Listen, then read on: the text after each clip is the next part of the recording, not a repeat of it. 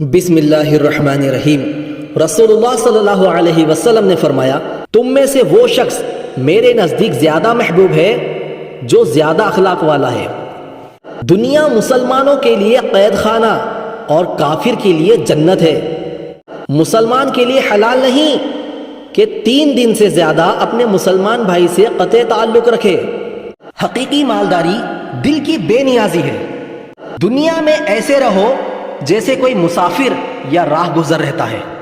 انسان کے جھوٹا ہونے کے لیے اتنا کافی ہے کہ جو بات سنے بغیر تحقیق کے لوگوں کو بیان کرنا شروع کر دے۔ آدمی کا چچا اس کے باپ کے مانند ہے۔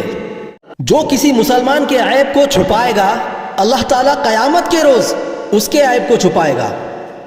وہ شخص کامیاب ہے جو اسلام لایا اور جس کو ضرورت بھر روزی مل گئی اور اللہ تعالیٰ نے اس کو اپنی روزی پر قناعت دے دی۔ سب سے سخت عذاب میں قیامت کے روز تصویر بنانے والے ہوں گے۔